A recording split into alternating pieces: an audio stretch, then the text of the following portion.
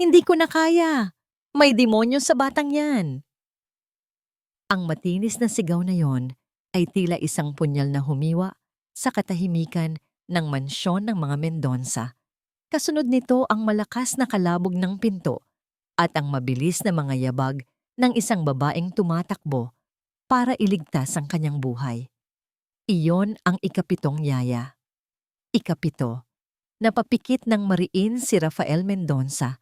Ang mga daliri niya ay nanginginig habang mahigpit na nakakapit sa mamahaling alak na kanina pa niya hindi magawang inumin. Ang bawat sigaw, bawat pagtakbo ay panibagong patunay ng kanyang kabiguan. Mula sa kanyang kinatatayuan sa sala, tanaw niya ang silid sa itaas. Ang silid kung saan ang mundo niya ay unti-unting gumuho. Dahan-dahan siyang umakyat. Bawat hakbang ay mas mabigat kaysa sa nauna. Pagbukas niya ng pinto, ang amoy ng takot at gamot ang sumalubong sa kanya. Nakahiga sa kanyang kuna ang maliit na katawan ng kanyang anak. Si Miguel. Ang balat nito'y maputla, ang paghingay mababaw, at may bahid pa ng laway sa gilid ng kanyang mga labi. Bakas ng katatapos lang na kumbulsyon. Marahan niyang binuhat ang anak. Napakagaan, napakaliit. Sa 5 taong gulang, dapat ay tumatakbo na ito at naglalaro. Pero si Miguel, halos 1 taon nang bilanggo sa sarili niyang katawan. Niyakap niya ito ng mahigpit, ipinikit ang kanyang mga mata at hinayaang lamunin siya ng sakit. Sa pader, nakangiti ang larawan ng kanyang asawa, si Isabela, na kinuha 2 taon na ang nakalipas bago siya binawian ng buhay ng isang malagim na aksidente. Patawarin mo ako, mahal ko. Bulong niya sa hangin. Ang boses ay basag. Hindi ko na alam ang gagawin. Bumabagsak ako. Sir Rafael, isang malumanay na boses ang pumutol sa kanyang pagdadalamhati. Si Eliana, ang kanilang matagal ng kasambahay at katiwala, ay nakatayo sa may pinto. May dalang isang basong tubig. Ang mukha nito ay nagpapakita ng perpektong timpla ng pag-aalala at pag-unawa. Hayaan niyo na po ang isang yun, sir. Mahina ang loob. Hindi siya karapat-dapat sa pagtitiwala ninyo, sabi ni Eliana. Ang boses ay puno ng pagkondena sa umalis na yaya. Inilapag ni Rafael si Miguel pabalik sa kuna. Pero tama siya, Eliana. May mali sa anak ko at walang sino man, walang doktor, walang espesyalista, walang yaya, ang makapagsabi kung ano iyon. Nandito naman po ako, sir. Hindi ko kayo iiwan. Hindi ko iiwan si Miguel. Tumangulang si Rafael, masyadong pagod para makipagtalo. Si Eliana ang tanging bato na natitira sa kanyang buhay na gumuguho. Ang tanging taong nandoon mula pa noong una. Kinabukasan, sa kabila ng pag-aalinlangan, napilitan siyang mag-interview muli. Hindi na para sa isang yaya, kundi para sa isang simpleng tagalinis. Isang taong hindi direktang hahawak kay Miguel para na rin maiwasan ng trauma. Isa-isang pumasok ang mga aplikante. Lahat sila ay may dalang mga papeles, mga rekomendasyon. Ngunit sa mata ni Rafael, pare-pareho lang sila hanggang sa pumasok ang huli. Ang pangalan niya ay Camila Reyes. Payat, simple ang pananamit, at bahagyang nakayuko na para bang nahihiyang mag-okupa ng espasyo sa malawak na silid. Walang dalang magagarang papeles. Tanging isang manipis na folder lang. Anong karanasan mo? Tanong ni Rafael, walang gana. Nag-aral po ako ng nursing dati, sir. Pero hindi ko po natapos. Naging tagapag-alaga rin po ako dati. Sagot niya, ang boses ay mahina. Isang nurse na hindi nakatapos. Isang tagapag-alaga. Katulad ng 7 na tumakbo palayo. Isip-isip ni Rafael. Aalisin na sana niya ito nang biglang umubo si Miguel, na kanina pa pala tahimik na nakaupo sa isang maliit na upuan sa tabi ni Eliana. Bago pa man makakilos si Rafael o si Eliana, isang bagay ang nangyari. Sa isang mabilis ngunit hindi nagpapanik na kilos, kumuha si Camila ng isang malinis na panyo mula sa kanyang bulsa. at magalang na iniabot ito kay Rafael. "Sir, para po sa kanya." Natigilan si Rafael, hindi sa panyo, kundi sa kilos. Isang natural na reaksyon, isang kilos na hindi pinag-isipan, puno ng kalinga. Walang pag-aarte, walang pagpapasikat. Tinitigan niya ang mga mata ni Camila. At doon, sa ilalim ng hiya at kaba, nakita niya ang isang bagay na matagal na niyang hindi nakikita sa iba. Isang dalisay na sinseridad. "Eliana," sabi niya, hindi inaalis ang tingin kay Camila. "Siya na ang kunin mo." Nakita niya ang bahagyang pagkunot ng noo ni Eliana, isang mabilis na kislap ng pagtutol sa mga mata nito, ngunit agad din itong napalitan ng isang matamis na ngiti. "Masusunod po, Sir Rafael." Nagsimula si Camila kinabukasan. Tahimik lang siyang gumalaw sa loob ng mansyon, halos hindi mo mararamdaman ang kanyang presensya. Ngunit napansin ni Rafael na kapag naglilinis ito sa silid ni Miguel, palagi itong sumusulyap sa bata na may kakaibang pag-aalala sa kanyang mga mata. Nang gabing iyon, pagod mula sa maghapong trabaho, dumaan si Rafael sa nakabukas na pinto ng silid ni Miguel. Tapos, nang maglinis si Camila at nag-aayos na lang ng mga laruan, bigla itong huminto. Dahan-dahan itong yumuko malapit sa paanan ng kuna ni Miguel. Nanatili itong nakatigil doon ng ilang segundo. Ang buong atensyon ay nakatuon sa sahig. Pagkatapos, marahan niyang dinampot ang isang bagay na napakaliit, halos hindi makita. Itinaas niya ito malapit sa kanyang mga mata, sa ilalim ng liwanag ng lampshade. Mula sa kinatatayuan ni Rafael, hindi niya makita kung ano yon. Ang nakita lang niya ay ang biglang pagbabago sa postura ni Camila. Ang kanyang mga balikat ay nanigas at ang kanyang mukha, kahit sa dilim, ay nagpakita ng isang emosyon na nagpatindig ng balahibo ni Rafael. Hindi iyon takot, hindi rin pagtataka, iyon ay pagkabahala, isang malalim at nakakabagabag na pagkabahala. Maingat na isinara ni Camila ang panyo kung saan niya ibinalot ang pakpak ng insekto. Itinago niya ito sa pinakailalim na bahagi ng kanyang bag, na para bang isa itong ipinagbabawal na bagay. Hindi niya alam kung ano yon, pero alam niyang hindi ito pangkaraniwan. May nagsasabi sa kanyang intuisyon na ang maliit na pirasong yon ay susi sa isang bagay na mas malaki at mas madilim. Ang mansyon ng mga Mendonça ay parang isang palasyo sa labas, ngunit sa loob, ramdam ni Camila ang bigat ng kalungkutan. Para itong isang magandang hawla na puno ng mga lihim. Habang nagpupunas siya ng sahig sa pasilyo, ang kintab ng marmol ay nagbalik sa kanya ng isang alaala na pilit na niyang kinakalimutan. Ang masasakit na salita, ang mapanghusgang tingin ng isang mayamang pamilya, ang bigat ng kasalanang hindi niya ginawa. "Kasalanan mo ito. Nagpabaya ka." Napapikit siya ng mariin, nanginginig ang kamay na may hawak sa basahan. Iyon ang dahilan kung bakit siya tumigil. Iyon ang dahilan kung bakit ang dati niyang pangarap na maging isang nurse ay naging isang bangungot. Ang trauma ng mapagbintangan sa pagkamatay ng isang pasyente ay nag-iwan ng malalim na sugat sa kanyang pagkatao. Isang sugat na nagturo sa kanya na yumuko, manahimik, at wag nang makialam. "Camila!" Napatalon siya sa gulat. Nakatayo sa kanyang likuran si Eliana. Ang mga braso ay magkasalikop sa dibdib. Ang mga mata ay mapanuri. "Tapos ka na ba riyan? Marami ka pang gagawin." Sabi nito sa tunong hindi naguutos, pero hindi rin nakikiusap. "May mga ilang patakaran ako rito, lalo na't bago ka. Una, lahat ng gamit panlinis ay dapat laging nasa ayos. Ikalawa, huwag kang papasok sa opisina ni Sir Rafael, maliban na lang kung inutusan kita." At higit sa lahat, huminto si Eliana at lumapit sa kanya. Ang boses ay bumaba, na tila isang babala. "Bawal kang lumapit kay Miguel nang walang pahintulot mula sa akin. Naiintindihan mo ba?" Isang malamig na kuryente ang gumapang sa kanyang likuran. Higit pa sa isang simpleng tagubilin, naramdaman ni Camila ang pag-aari sa mga salita ni Eliana. Para bang sinasabi nito na si Miguel ay teritoryo niya at walang sino mang pwedeng pumasok. Oo po, Ma'am Eliana, sagot ni Camila, muling yumuko.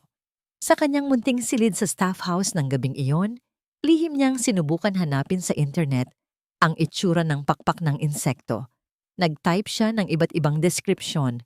Maliit na pakpak ng insekto, transparent insect wing Philippines, kakaibang ipis.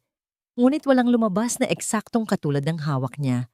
Sumuko siya, pero mas lalo lang lumakas ang kanyang kaba. Kinabukasan habang nagpupunas siya ng bintana sa silid ni Miguel, narinig niya ang mahinang tunog mula sa kuna. Nandoon ang bata, gising. Ang mga mata ay malungkot na nakatingin sa kawalan. Hindi napigilan ni Camila ang sarili. Ngumiti siya ng bahagya. Isang maliit at totoong ngiti. At sa kanyang pagkagulat, isang himala ang nangyari. Ang mga labi ni Miguel ay dahan-dahang bumuka at bumuo ng isang maliit, halos hindi kapansin-pansing ngiti. Isang mainit na kung ano ang biglang kumurot sa kanyang puso. Sa kabila ng sakit at kalungkutan sa bahay na yon, naroon ang isang anghel. At sa sandaling iyon, nangako si Camila sa kanyang sarili na poprotektahan niya ang nangiting iyon kahit anong mangyari. Dahil sa determinasyong yon, mas naging mapagmatsyag siya. Napansin niya ang maliliit na bagay, ang bahagyang kakaibang amoy sa kutsara na ginagamit ni Eliana sa pagpapakain kay Miguel, ang laging pagsasara ng pinto ng hardin sa likod bahay.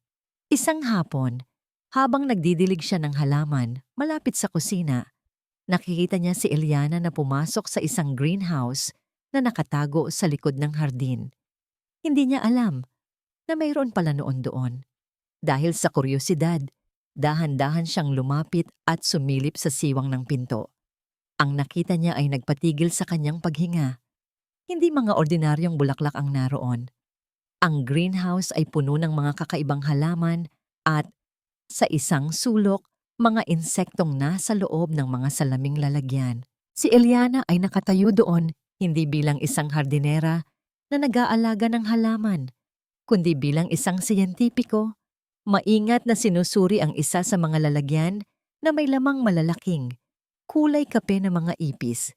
Bigla, na para bang may naramdaman, huminto si Eliana. Dahan-dahan itong lumingon, at ang mga mata nila ay nagtagpo.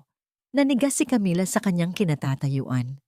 Ang mga mata ni Eliana ay hindi na nagpapakita ng anumang kabaitan.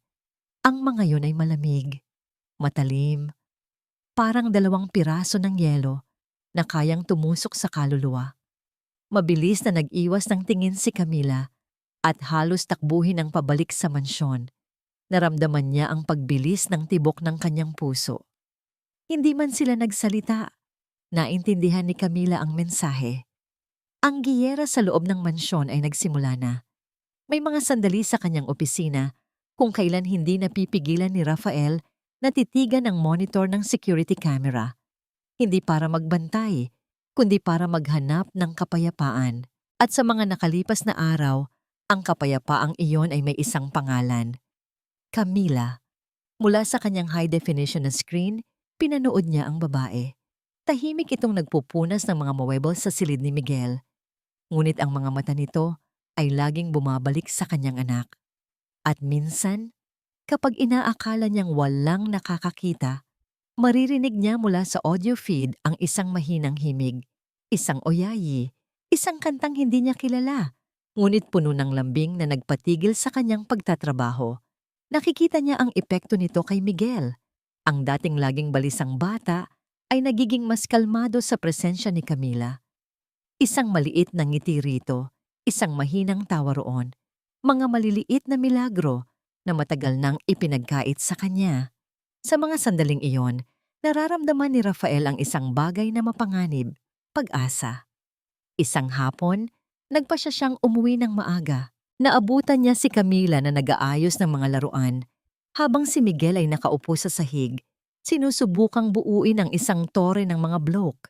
Si Eliana ay nasa tabi rin, Nagbabantay na tila isang agila. Magaling, Miguel! Papuri ni Camila nang mailagay ng bata ang isa pang bloke. Ngumiti si Rafael. Papalapit na sana siya para sumali sa kanila nang biglang mangyari ang lahat. Ang mga bloke ay bumagsak. Ang maliit na katawan ni Miguel ay biglang nanigas. Ang kanyang mga mata ay umikot pa itaas at isang garalgal na tunog ang lumabas mula sa kanyang lalamunan. Nagsimula itong manginig ng buong lakas. Ang mga braso at binti ay walang kontrol na gumagalaw. Diyos ko! Miguel! Apo ko! Sigaw ni Eliana. Ang muka ay agad na nagpakita ng matinding panik. Agad siyang tumakbo para kunin ang bote ng gamot na laging nakahanda. Si Rafael ay parang napako sa kanyang kinatatayuan. Ang puso niya ay dinudurog sa pamilyar na tanawin.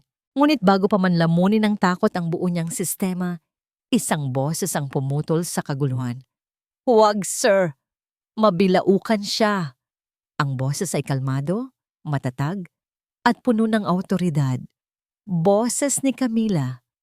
Bago pa man maipasok ni Eliana ang dropper ng gamot sa bibig ni Miguel, pinigilan na ito ng kamay ni Camila. Hindi ito marahas, ngunit sapat na para patigilin si Eliana. "Anong ginagawa mo? Bitawan mo ako!" Galit na sabi ni Eliana. Pilit na binabawi ang kanyang kamay. Ngunit hindi binitawan ni Camila. Sa halip, ang mga mata niya ay nakatuon kay Rafael. "Sir, itagilid niyo po siya. Ngayon na!" Utos ni Camila. Ang boses ay hindi na mahina at mahiyain, kundi puno ng biglaang kapangyarihan. Pakiusap si Rafael. Ang laway niya baka bumalik sa baga niya. Ang paraan ng kanyang pagsasalita, ang biglaang pagbabago mula sa isang simpleng tagalinis tungo sa isang taong may alam, ay sapat na para gisingin si Rafael mula sa kanyang pagkatulala. Sinunod niya ito. Agad, marahan niyang itinagilid ang nanginginig na katawan ni Miguel at tulad ng sinabi ni Camila, ang laway at bula na nag-ipon sa bibig ng bata ay malayang dumaloy palabas sa sahig. Pinunasan ni Camila ang bibig ng bata gamit ang panyo mula sa kanyang bulsa. Ilang sandali pa, ang panginginig ay unti-unting humina. Ang paghinga ni Miguel ay nagsimulang bumalik sa normal. Ang kumbulsyon ay tapos na. Binitawan ni Camila ang braso ni Eliana. Ang silid ay nabalot ng isang nakabibinging katahimikan na binasag lamang ng mabibigat na paghinga nilang tatlo. "Sino ka para utusan si Sir Rafael at pigilan ako?" Galit na bulong ni Eliana. Ang mga mata ay nag-aapoy. "Sumusobra ka na sa iyong trabaho, Camila." Hinarap siya ni Camila. At sa unang pagkakataon, hindi ito yumuko. Tinitigan niya si Eliana ng diretso sa mata. "Nais ko lang pong makatulong." Sagot niya. Ang boses ay mahinahon, ngunit matatag. "Mapanganib po ang ginawa ninyo." Bago pa man makasagot si Eliana, nagsalita si Rafael. Ang boses niya ay mababa at seryoso, nakatuon kay Camila. "Paano mo nalaman ang lahat ng iyon?" Napayuko muli si Camila. Ang tapang na ipinakita kanina ay tila biglang naglaho. "Natutunan ko lang po dati, sir. Sa dati ko pong pinag-aralan." Tinitigan siya ni Rafael ng matagal. Isang bagong emosyon ang nabubuo sa kanyang dibdib. Hindi ito awa, hindi rin pagkagusto. Ito ay pagdududa. Pagdududa sa lahat ng bagay na pinaniniwalaan niya sa loob ng isang taon. Nang gabing iyon, pagkatapos niyang siguraduhin na mahimbing na ang tulog ni Miguel, pinuntahan ni Rafael si Eliana sa kusina. "Eliana," simula niya, sinubukang kontrolin ang kanyang boses. "Tinanong ko ang doktor kanina sa telepono. Sabi niya, tama si Camila. Hindi raw dapat pinapainom ng kahit ano ang isang taong kinukumbulsyon." Humarap si Eliana. Ang mga mata nito ay namumula na. "At naniniwala ka sa kanya? Sa isang babaeng kararating lang dito? Rafael, ako ang nag-alaga sa iyo mula pagkabata. Ako ang nag-alaga kay Miguel mula nang isilang siya. Paano mo nagagawang pagdudahan ako dahil lang sa isang hamak na tagalinis? Nagsimulang tumulo ang mga luha sa kanyang mga mata. Mga luha ng sakit, ng pagkakasala. Ang gusto niya lang ay sirain ang tiwala mo sa akin. Gusto niyang agawin ang pamilyang ito. Hindi mo ba nakikita? Pinaghihiwalay niya tayo, Rafael. Napahakbang paatras si Rafael, nalilito sa pagitan ng lohika at ng mahabang taon ng utang na loob. Tinitigan niya ang umiiyak na babae sa kanyang harapan, ang babaeng naging sandalan niya sa pinakamadilim na panahon ng kanyang buhay. Ngunit sa likod ng kanyang isipan, umalingaw-ngaw ang kalmadong boses ni Camila, ang kanyang mabilis at tamang aksyon. At sa unang pagkakataon, hindi na niya alam kung sino ang dapat paniwalaan. Mula sa bintana ng kusina, pinanood ni Eliana ang eksena sa hardin. Nandoon si Rafael, nakaupo sa damuhan, tinutulungan si Miguel na paliparin ang isang maliit na eroplanong laruan. At sa tabi nila, tumatawa, ay si Camila. Isang tawa na tila musika sa pandinig ni Rafael, ngunit isang matalim na tunog ng basag na salamin sa tainga ni Eliana. Bawat ngiti na ibinibigay ni Rafael sa babaeng iyon ay parang isang apoy na sumusunog sa kanyang dibdib. Ang pwestong yon sa tabi ni Rafael dapat ay sa kanya. Ang pamilyang yon dapat ay sa kanya. Si Rafael dapat ay sa kanya. Isinara niya ang mga kurtina, ngunit hindi niya kayang isara ang mga alaala. Ilang buwan pagkatapos mamatay ni Isabela, ang mansyon ay balot sa katahimikan at pighati. Isang gabi, nakita niya si Rafael sa library, umiiyak ng tahimik habang hawak ang isang litrato. Nilapitan niya ito, hindi bilang kasambahay, kundi bilang isang kaibigan. Inabutan niya ito ng alak. Nagkwentuhan sila. Naglabas ng sama ng loob. At sa gitna ng kanilang kalungkutan, sa isang saglit ng kahinaan, nangyari ang hindi dapat mangyari. Isang halik, isang yakap, isang gabi na puno ng mga pangarap para kay Eliana. Inakala niyang iyon na ang simula ng kanilang kwento. Ang pag-asa na sa wakas, mapapansin na siya ng lalaking minahal niya ng patago sa loob ng maraming taon. Ngunit kinabukasan, hinarap siya ni Rafael. Ang mga mata ay puno ng pagsisisi. Eliana, pasensya na, sabi nito. Ang boses ay malamig at formal. Pagkakamali lang ang lahat. Huwag na sana nating ulitin pa. Pagkakamali. Ang salitang yon ay tumatak sa kanyang puso na parang markang bakal. Ang kanyang pagmamahal, ang kanyang pag-aalaga, ang kanyang buong buhay na inialay sa pamilyang Mendonça. Lahat ay isang pagkakamali lamang para kay Rafael. At doon, ang pagmamahal na yon ay nagsimulang mabulok. Maging isang bagay na mas mapanganib. Naging obsesyon, naging lason. Kung hindi niya makukuha si Rafael sa pagmamahal, kukunin niya ito sa pangangailangan. Kailangan nitong umasa sa kanya. Kailangan nitong manatili sa kanyang tabi. At ang susi ay si Miguel. Pumasok si Eliana sa kanyang silid at binuksan ang isang maliit, nakakandadong kahon sa ilalim ng kanyang kama. Ang kanyang kahon ng mga lihim. Mula roon, kinuha niya ang isang maliit na bote na walang anumang marka.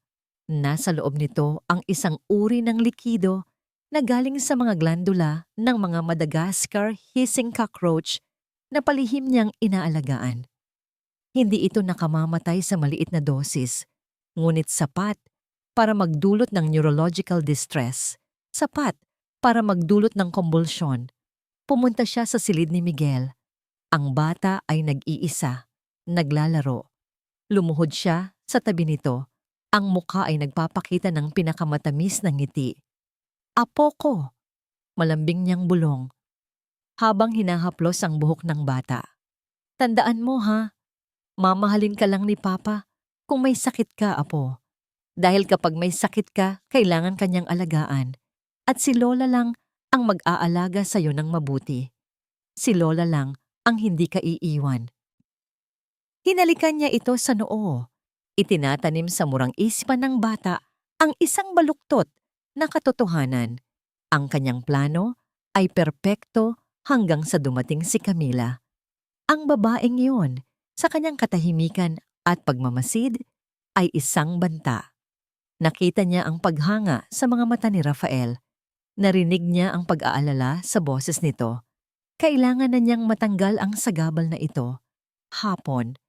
Alam niyang oras ng merienda ng mga katulong. Alam niyang iniiwan ni Camila ang kanyang tablet sa staff room. Doon siya pumasok.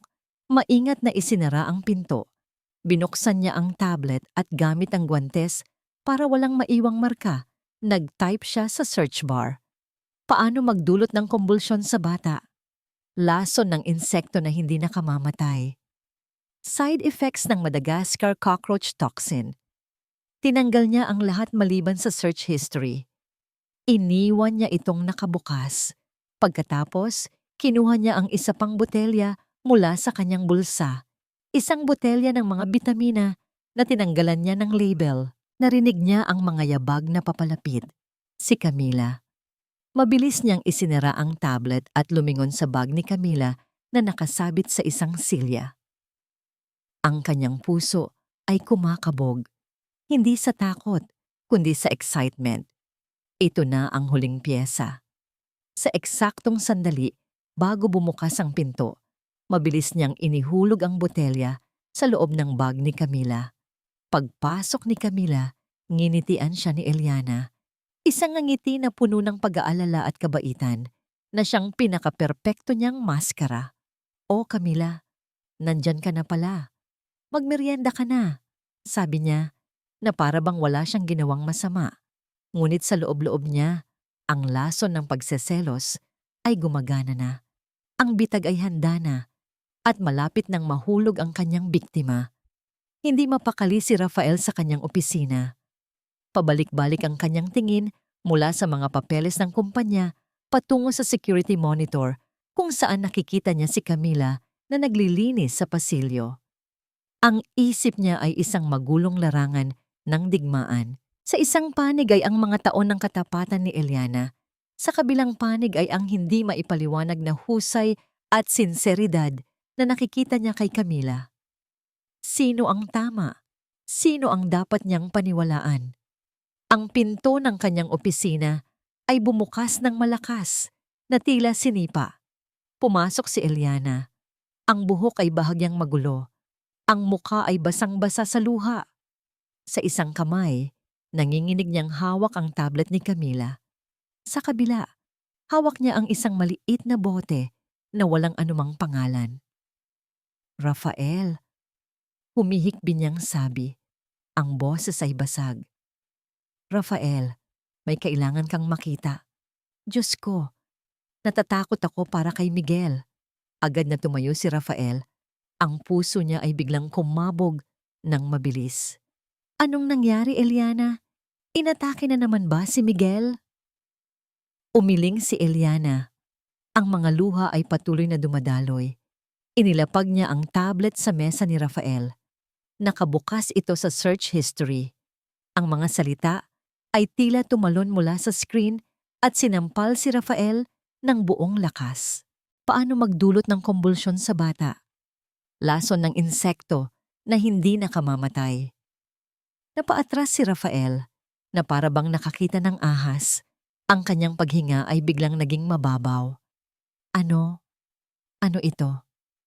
Nakita ko lang sa staff room. Patuloy ni Eliana sa pagitan ng mga hikbi. At ito, itinaas niya ang botelya. Pupunasan ko sana ang bag niya dahil natapunan ng juice. At ito, nahulog ito mula sa loob. Tinitigan ni Rafael ang botelya. Walang marka, walang pangalan. Isang blangkong sisidlan ng posibleng kasamaan.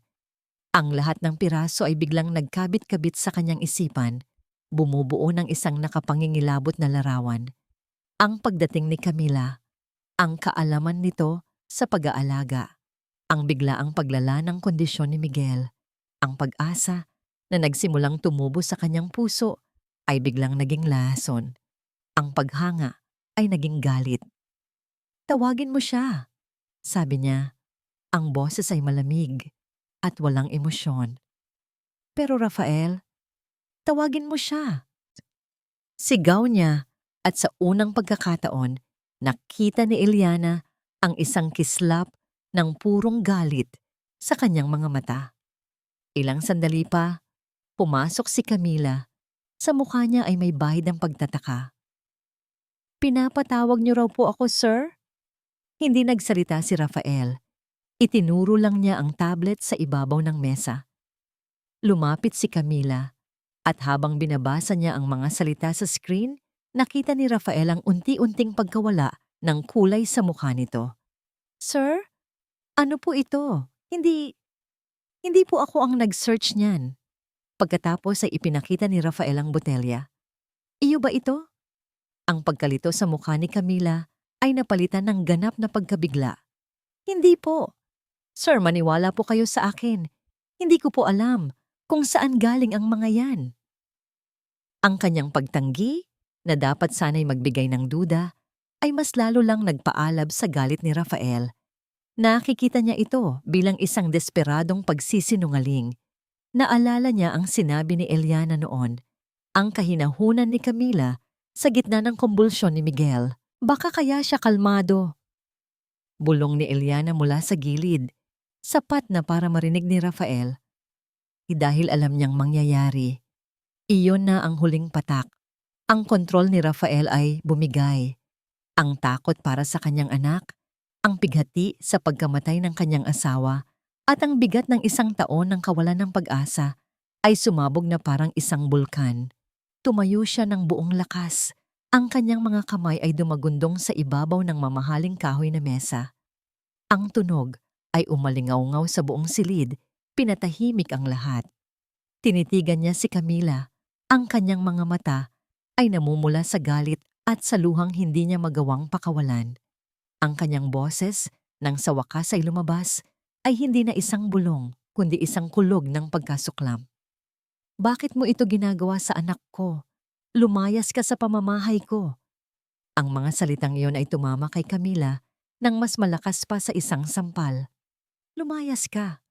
Pero sir, hindi po totoo. Pakiusap, maniwala kayo. Pagmamakaawa niya, ang mga luha ay nagsisimula ng mamuo sa kanyang mga mata. Hinawakan niya ang braso ni Rafael, isang desperadong pagsubok na ipaintindi ang katotohanan. Ngunit ang mukha ni Rafael ay tila isang maskarang gawa sa bato. Marahas niyang iwinaksi ang kamay ni Camila. Ang pagkasuklam sa mga mata nito ay isang bagay na hinding-hindi niya malilimutan. Mga gwardiya, sigaw ni Rafael. 2 unipormadong lalaki ang agad na pumasok. Hindi na kailangan ng salita. Ang malamig na utos sa mga mata ni Rafael ay sapat na. Hinawakan ng mga gwardiya ang magkabilang braso ni Camila. Ang paghawak ay hindi marahas, ngunit matatag at walang pag-aalinlangan. Para siyang isang kriminal na hinuhuli. Mula sa gilid ng kanyang paningin, nakita niya si Eliana, nakatayo sa isang sulok. Ang mukha ay nakasubsob sa kanyang mga palad na para bang umiiyak sa tagumpay. Sir, Miguel, kailangan niya ng tulong. Iyon ang huling sinabi ni Camila. Ang boses ay nagiging isang hikbi habang kinaladkad siya palabas ng opisina. Kinaladkad siya palabas ng mansyon. Ang bawat hakbang ay isang dagok sa kanyang dignidad.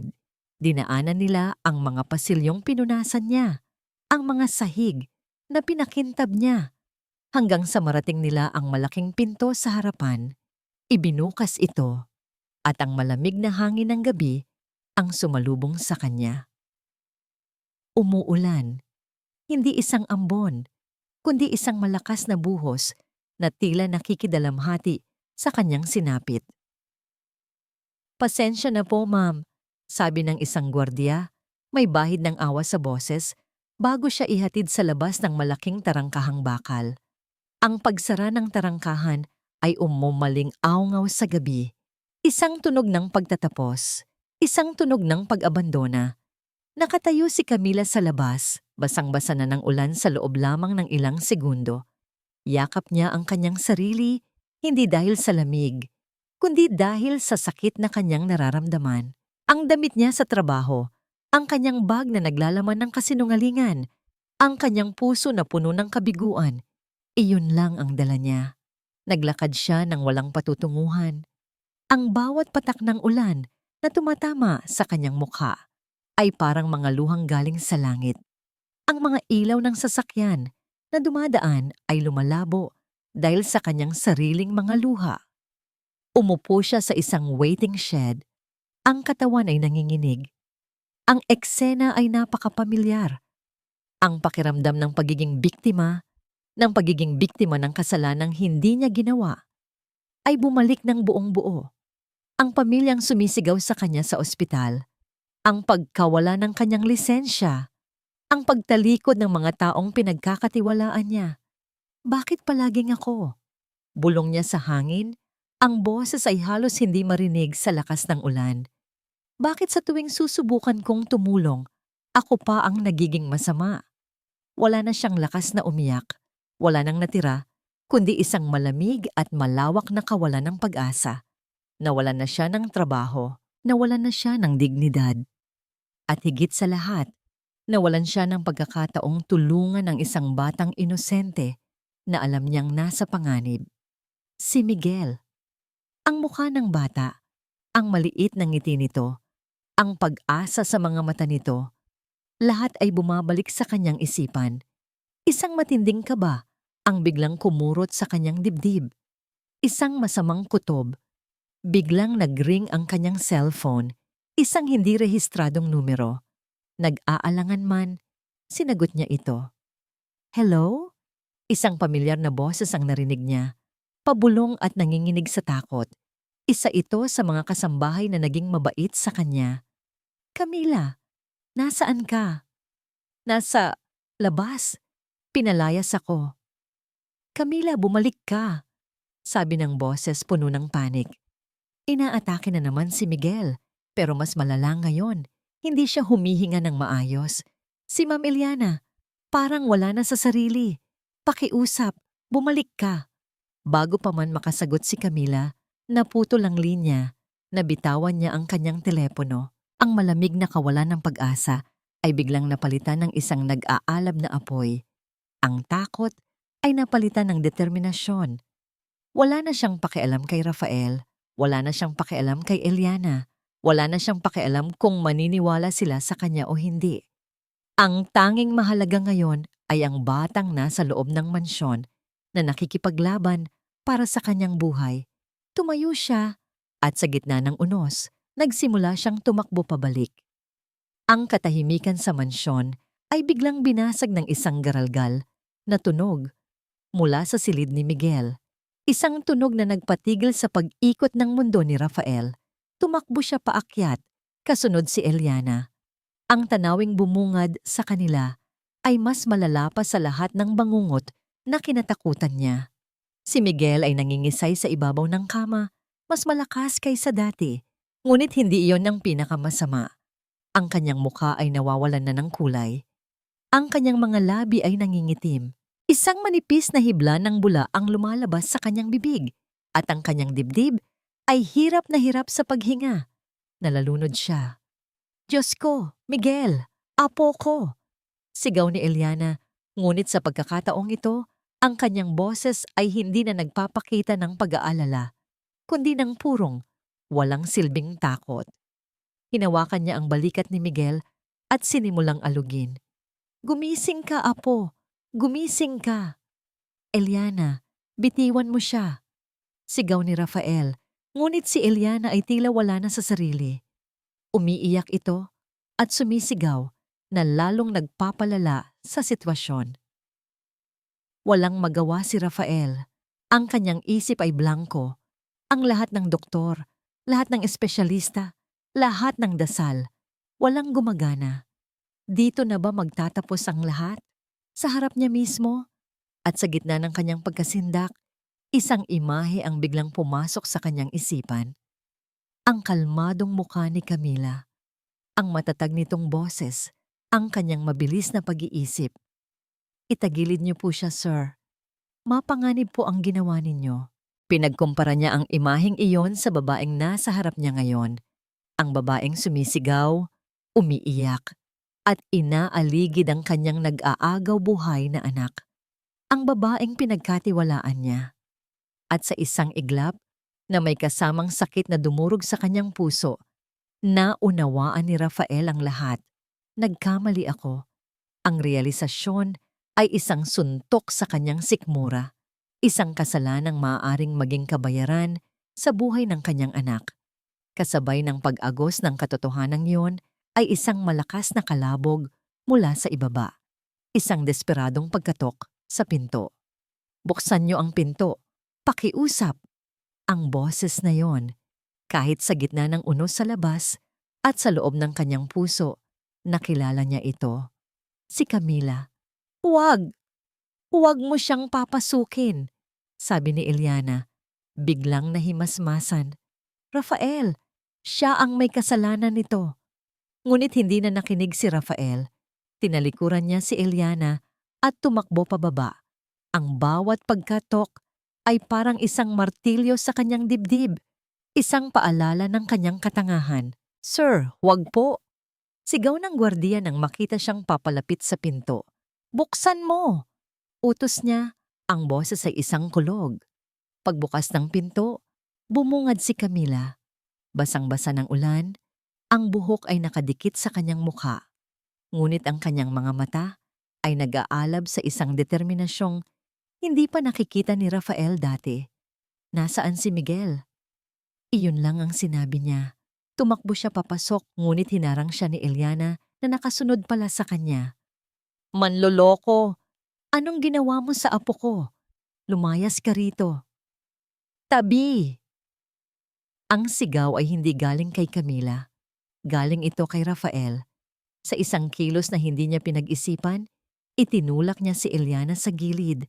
Ang babaeng pinaniwalaan niya. Ang babaeng sumira sa kanyang tiwala. Para bigyan ng daan ang babaeng pinalayas niya. Walang sinayang na sandali si Camila. Tumakbo siya paakyat na para bang kabisado niya ang bawat sulok ng mansyon. Sumunod si Rafael. Pagpasok nila sa silid, nakita nila si Miguel. Mas malala pa ang kondisyon. Halos hindi na humihinga. Hindi nagsalita si Camila. Hindi siya tumingin kay Rafael o kay Eliana. Ang kanyang buong mundo ay nakasentro lamang sa batang nasa kama. Lumuhod siya sa tabi nito at sa isang mabilis na kilos, binuksan niya ang bibig ni Miguel na bahagyang nakaawang. Tinitigan niya ang lalamunan ng bata. Ang kanyang mga mata ay nanliit. Ang kanyang mukha ay nagpakita ng isang biglaang pagkaunawa at katatakutan. Lumingon siya kay Rafael. Ang kanyang mga mata ay desperado ngunit matalas. Sir, kailangan ko ng sipit at flashlight. Bilis! Walang tanong, walang pag-aalinlangan. Ang utos ni Camila ay parang isang bala na tumama sa isip ni Rafael. Nag-uudyok sa kanya na kumilos. Eliana, kumuha ka ng flashlight. Sigaw niya habang mabilis niyang binuksan ang drawer ng first aid kit. Naghahanap ng kahit anong uri ng sipit o tweezers. Pero Rafael, sinabi ng kumuha ka. Natigilan si Eliana sa sigaw ni Rafael. Nanginginig ang mga kamay. Kinuha niya ang emergency flashlight sa tabi ng kama. Kasabay nito, iniabot ni Rafael kay Camila ang isang mahabang surgical tweezer. Ang mga kamay ni Camila, sa kabila ng pagiging basang-basa at malamig, ay hindi nanginginig. Ang lahat ng takot at pag-aalinlangan na dati niyang nararamdaman ay nawala. Napalitan ng isang matalas na focus ng isang profesional na nasa gitna ng isang operasyon. Itinutok ni Eliana ang ilaw. Ang liwanag nito ay nanginginig dahil sa kanyang takot. Sa ilalim ng liwanag, nakita nilang lahat ang dahilan. Mayroong isang bagay na nakabara sa lalamunan ni Miguel. Hindi ito pagkain. Hindi ito laruan. Ito ay gumagalaw. Isang pares ng manipis na antena ang marahang kumikilos. Isang malamig na takot ang gumapang sa buong katawan ni Rafael. Si Eliana ay napasinghap Ang kanyang mukha ay biglang namutla na parang isang multo. "Hawakan niyo po siya ng maigi, sir," mahinahon na sabi ni Camila. Ang kanyang mga mata ay hindi umaalis sa kanyang target. Hinawakan ni Rafael ang ulo at balikat ni Miguel, pinipigilan ang mahinang panginginig ng bata. Ang lahat ng ingay sa mundo ay tila naglaho. Ang tanging naririnig niya ay ang kabog ng kanyang sariling dibdib at ang kontroladong paghinga ni Camila. Dahan-dahan, sa isang kilos na puno ng sukdulang pag-iingat, ipinasok ni Camila ang dulo ng sipit sa bibig ni Miguel. Ang bawat milimetro ng paggalaw ay tila isang oras ang haba. Ang pawis ay nagsimulang mamuo sa noo ni Rafael. Isang maling galaw lang at maaari nitong itulak ang bagay na yon pababa. Isang maling galaw lang at tapos na ang lahat. Pagkatapos, sa wakas, nakuha ko na, bulong ni Camila. Marahan ngunit mabilis niyang hinila palabas ang sipit. At kasama nito, isang bagay na napakapamilyar at kasuklam-suklam ang lumabas. Isang ipis. Hindi isang ordinaryong ipis. Ito ay malaki, kulay kape, at halos transparent ang katawan. At sa kabila ng lahat, ito ay buhay pa. Gumagalaw-galaw pa ang mga paa nito habang nakasipit sa dulo ng tweezer. Nabitawan ni Eliana ang flashlight. Ang liwanag ay gumulong sa sahig, nag-iwan sa kanilang lahat sa bahagyang dilim. Ngunit ang pinakamahalagang tunog ay narinig ng lahat. Isang malalim, desperado, at milagrosong paghinga mula kay Miguel. Ang kanyang dibdib ay muling gumalaw. Ang kulay ay unti-unting bumabalik sa kanyang mga labi.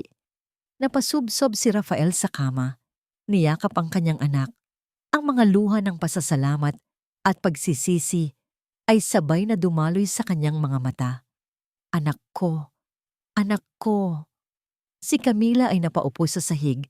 Ang lakas ay biglang nawala sa kanyang katawan. Nanginginig niyang binitawan ang sipit at ang gumagalaw na insekto sa sahig. Si Eliana ay nakatayo sa isang sulok, nakasandal sa pader. Ang mga mata ay nanlalaki sa takot. Nakatitig sa gumagapang na katibayan ng kanyang krimen. Hindi ko alam. Bulong niya, ang boses ay mahina at puno ng kasinungalingan. Saan? Saan galing yan? Ngunit wala nang naniniwala sa kanya. Tumayo si Camila. Ang pagod ay bakas sa kanyang mukha, ngunit ang kanyang boses ay malinaw. Nakita ko po ang isang pakpak sa ilalim ng kuna niya noong unang araw ko. At nakita ko po kayo sa greenhouse na may mga ganitong insekto. Ang lahat ng atensyon ay napunta kay Eliana. Ang kanyang mga mata ay parang isang hayop na nasukol, naghahanap ng matatakasan. Tumayo si Rafael. Dahan-dahan niyang binuhat ang natutulog na si Miguel, na ngayon ay humihinga na ng normal. Tinitigan niya si Camila at sa kanyang mga mata, makikita ang isang pasasalamat na hindi kayang ilarawan ng mga salita at isang pagsisisi na dadalhin niya habang buhay. Pagkatapos, lumingon siya kay Eliana. Ang kanyang mukha ay nawalan ng lahat ng emosyon. Ang kanyang boses, nang siya ay magsalita, ay kasing lamig ng yelo sa gitna ng taglamig. Hindi pa tayo tapos, Eliana. Ngayon pa lang tayo magsisimula. Kinuha niya ang kanyang telepono mula sa kanyang bulsa.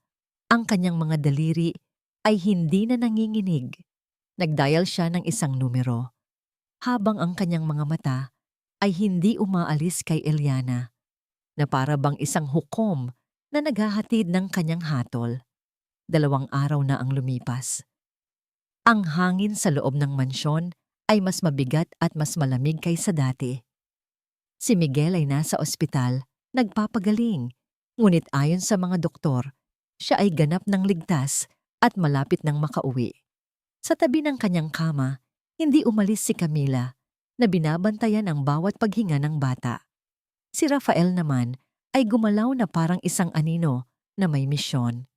Sa payo ng kanyang mga abogado at ng pulisya, isang plano ang nabuo. Si Eliana ay hindi muna inaresto. Sa halip, pinanatili siya sa mansyon na ipinapalabas na ang lahat ay isang malaking hindi pagkakaunawaan habang naghihintay sila ng karagdagang ebidensya. Ngunit ang hindi alam ni Eliana, ang mansyon ay napuno na ng mga nakatagong kamera. Bawat sulok, bawat galaw ay binabantayan na. Sa ikatlong gabi, sa paniniwalang nakalusot na siya, na ang sisi ay napunta na sa isang kakaibang aksidente, gumawa si Eliana ng isang pagkakamali. Sa monitor sa kanyang security room, pinanood ni Rafael ng live ang bawat kilos niya. Nakita niya itong pumasok sa greenhouse.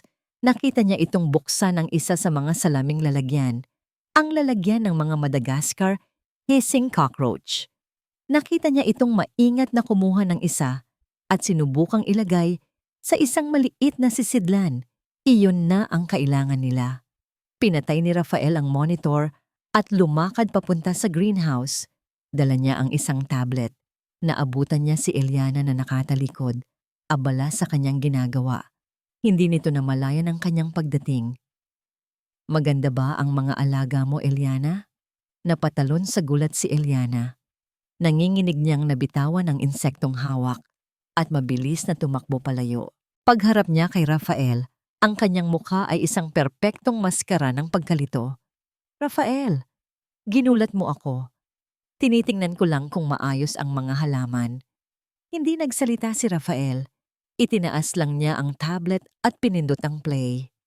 Ang mukha ni Eliana ay ipinakita sa screen, malinaw na malinaw. Habang kinukuha nito ang ipis mula sa lalagyan, ang maskara ni Eliana ay unti-unting nabakbak.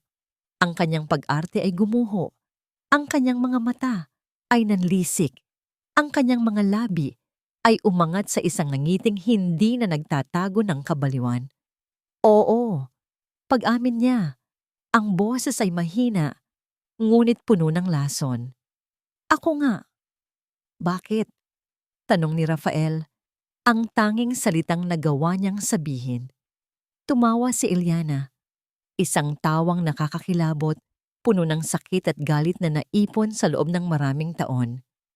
Bakit? Dahil dapat ako ang nasa tabi mo. Hindi si Isabela at lalong hindi ang basahan na si Camila. Inialay ko ang buong buhay ko sa'yo, sa pamilyang ito. At ano ang nakuha ko? Itinuring mo lang akong isang pagkakamali. Ginawa ko yon para mapasa akin ka. Sigaw niya, lumalapit kay Rafael. Para sa'yo lang ako. Ginawa kong may sakit si Miguel para lagi mo akong kailanganin, para hindi mo ako maiwan. Napaatras si Rafael, nandidiri sa kabaliwang naririnig niya. Ang babaeng itinuring niyang pangalawang ina ay isang halimaw. Hindi kanya kailanman minahal ng tulad ng pagmamahal ko sa'yo. Patuloy ni Eliana, ang boses ay nagiging isang bulong na puno ng kamandag. At pagkatapos, sinabi niya ang mga salitang tuluyang wawasak sa mundo ni Rafael. Tulad ng ginawa ko sa asawa mo. Natigilan si Rafael. Anong sinasabi mo? Ngumiti si Eliana, isang ngiti ng isang demonyo. Ang aksidente. Hindi iyon aksidente, Rafael. Napakadali lang pala. Isang maliit na sira lang sa preno. Isang maliit na pagputol sa tamang linya. At lahat ng yaman na ito, lahat ng atensyon mo, dapat ay sa akin. Ang hangin ay tila nawala sa baga ni Rafael. Ang sahig ay tila gumuho sa ilalim ng kanyang mga paa. Ang pagkamatay ng kanyang asawa, ang 2 taon ng kanyang pagluluksa, ay isang kasinungalingan, isang pagpatay. Kasabay ng pagbagsak ng katotohanan yon ay ang pagbukas ng pinto ng greenhouse. Pumasok ang mga pulis. Hindi na pumalag si Eliana. Tumayo lang siya roon, tumatawa ng mahina habang pinupusasan ng mga pulis. Ang kanyang mga mata ay nakatitig pa rin kay Rafael, isang titig ng pag-aari at paghihiganti. Naiwan si Rafael na nakatayo, mag-isa, sa gitna ng mga kakaibang halaman at mga nakakulong na insekto. Ang sakit ng pagtataksil ay mas malala pa sa sakit ng pagluluksa. Niyakap niya ang kanyang sarili, nanginginig, habang ang 2 katotohanan, ang pagliligtas sa kanyang anak at ang pagpatay sa kanyang asawa, ay sabay na sumisira at muling bumubuo sa kanyang kaluluwa. Lumipas ang ilang linggo. Ang balita tungkol sa krimen ni Eliana ay naging isang malaking iskandalo, ngunit unti-unti ang ingay ay humina. Ang mansyon na dating puno ng tensyon at takot ay nagsimulang huminga muli. Nakauwi na si Miguel mula sa ospital. Wala ng mga kumbulsyon, wala ng mga gamot. Ang tanging naroon ay ang isang masiglang bata na puno ng buhay na para bang isang bulaklak na sa wakas ay nasikatan ng araw pagkatapos ng mahabang tag-ulan. Ang kanyang tawa ay muling umalingaw-ngaw sa mga pasilyo, isang tunog na nagsilbing lunas sa lahat ng sugat na naiwan. Si Rafael, gayunpaman, ay nanatiling isang anino ng kanyang dating sarili. Ang pagkatuklas sa katotohanan tungkol sa pagkamatay ni Isabela ay nagbukas muli ng isang sugat na akala niya ay naghihilom na. Madalas siyang natutulala. Ang isip ay lumilipad sa mga alaala at sa bigat ng pagtataksil na kanyang naranasan. Ang tanging liwanag sa kanyang kadiliman ay sina Miguel at Camila. Hindi umalis si Camila. Paano siya aalis? Ang koneksyon na nabuo sa pagitan niya at ni Miguel ay hindi na maipapaliwanag ng isang simpleng trabaho. At ang ugnayan na nabuo sa pagitan niya at ni Rafael na isinilang mula sa isang krisis ay isang bagay na pareho nilang hindi pa handang pangalanan. Isang hapon, natagpuan ni Rafael si Camila na nakaupo sa tabi ng swimming pool. Pinapanood si Miguel na masayang naglalaro ng kanyang mga bangkang papel sa tubig. Ang araw ay papalubog na. Nag-iiwan ng kulay kahel at rosas na marka sa kalangitan. Umupo siya sa tabi nito. Sa loob ng ilang minuto, wala silang imikan. Kapwa pinapakiramdaman ang katahimikan at ang maligayang tawa ng bata. "Salamat, Camila," basag ni Rafael sa katahimikan. Ang boses ay mahina. Lumingon si Camila. Isang maliit na ngiti ang sumilay sa kanyang mga labi. "Para saan po, sir?" "Sa lahat. At pakiusap, huwag mo na akong tawaging sir. Rafael na lang." Tumango si Camila. Nagkaroon muli ng katahimikan. Ngunit sa pagkakataong ito, mas komportable. "Ikinuwento sa akin ng mga abogado ko ang tungkol sa nangyari sa iyo noon." Pagpapatuloy ni Rafael. "Tungkol sa maling akusasyon sa iyo sa ospital. Patawarin mo ako, Camila. Naging bahagi ako ng pag-ulit sa sakit na yon." Tumingin si Camila sa malayo, sa papalubog na araw. "Naiintindihan ko po. Gagawin din siguro ng kahit sinong ama ang ginawa ninyo para protektahan ang kanilang anak." "Hindi," sabi ni Rafael. Ang boses ay puno ng pagsisisi. Ang isang mabuting ama ay hindi dapat nabulag ng takot at pagdadalamhati. Dapat nakita kita, ang kabutihan mo. Hindi ko nahahayaang mangyari ulit yon." Tumingin siya kay Camila.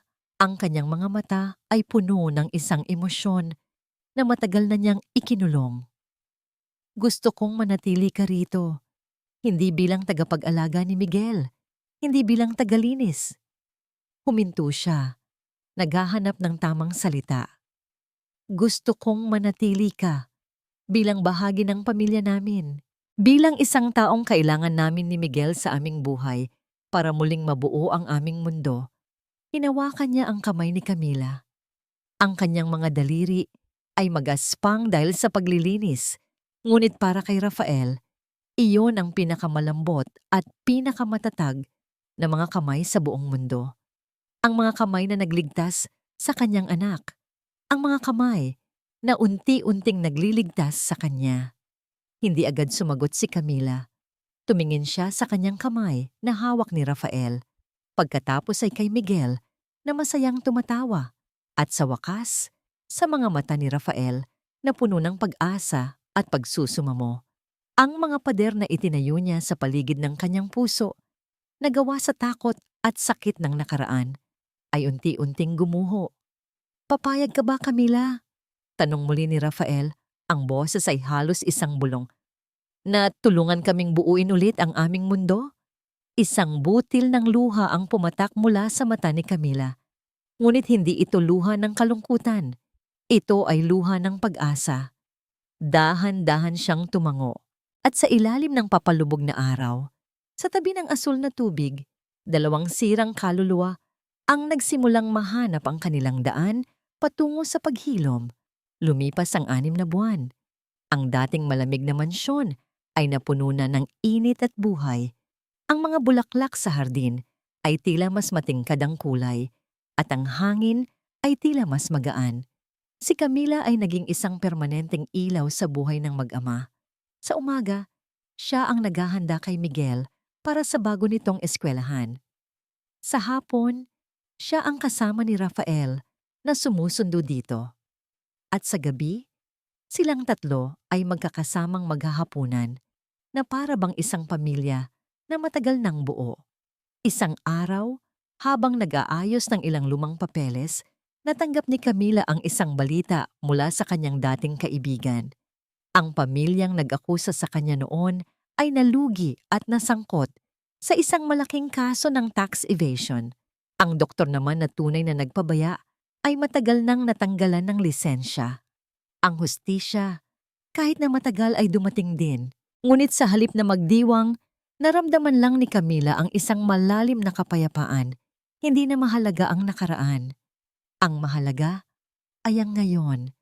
Nagpasya si Rafael na dalhin sila sa isang pribadong beach resort para sa isang linggong bakasyon, isang bagay na hindi niya nagawa sa loob ng maraming taon. Habang ang ginintoang araw ay dahan-dahang lumulubog sa karagatan, pinanood nila si Miguel na masayang tumatakbo sa dalampasigan, hinahabol ang mga alon. Ang tawa ng bata ay parang musika na sinasabayan ng tunog ng dagat. Lumapit si Rafael at niyakap si Camila mula sa likuran. Ipinatong niya ang kanyang baba sa balikat nito at sabay nilang pinanood ang kanilang anak. Alam mo ba, bulong ni Rafael sa tainga ni Camila, minsan, iniisip ko kung paano kung hindi ka dumating sa buhay namin. Huwag mo nang isipin yon, mahinang sagot ni Camila. Ipinatong ang kanyang kamay sa mga braso ni Rafael. Nandito na ako. Ikaw ang nagligtas sa aming dalawa, sabi ni Rafael. Ang kanyang boses ay puno ng emosyon na hindi na niya kailangang itago. Kay Miguel, mula sa kamatayan, at sa akin, mula sa kadiliman. Hindi ko alam kung paano kita pasasalamatan. Lumingon si Camila para harapin siya. Ang hangin ay marahang hinahawi ang kanyang buhok at ang huling sinag ng araw ay nagbibigay liwanag sa kanyang mukha. Rafael, hindi mo na kailangang magpasalamat ang makita kayong masaya. Sapat na yon. Tinitigan ni Rafael ang babaeng nasa harap niya. Ang babaeng pumasok sa kanyang buhay bilang isang simpleng tagalinis, ngunit naging pundasyon ng kanyang muling pagbangon, ang kanyang tapang, ang kanyang kabutihan, ang kanyang pagmamahal. Hindi sapat para sa akin, sabi ni Rafael, dahil ang nararamdaman ko para sa'yo ay higit pa sa pasasalamat. Dahan-dahan niyang hinaplos ang pisngi nito. Mahal kita, Camila. Ang mga salitang iyon ay lumabas ng natural, walang pag-aalinlangan, puno ng sinseridad na nagmumula sa isang pusong muling natutong magmahal.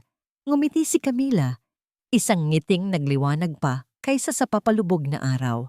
Isang butil ng luha ang pumatak sa kanyang pisngi. Ngunit sa pagkakataong ito ay luha ng purong kaligayahan. Mahal din kita, Rafael. Sa harap ng malawak na karagatan, sa ilalim ng kalangitan na nag-aagaw ang dilim at liwanag, ang kanilang mga labi ay nagtagpo. Isang halik na hindi mapusok, ngunit puno ng pangako. Isang halik na naghuhugas sa lahat ng sakit ng nakaraan at nagbubukas ng pinto para sa isang magandang kinabukasan. Tinawag nila si Miguel na masayang tumakbo papalapit sa kanila. Binuhat ito ni Rafael at inilagay sa kanyang mga balikat. Hinawakan ni Camila ang kamay ni Rafael at silang tatlo, isang pamilyang binuo ng trahedya, pinatibay ng katotohanan at pinag-isa ng pag-ibig, ay magkakasamang naglakad sa dalampasigan, papalayo sa papalubog na araw, at pasulong sa kanilang bagong umaga.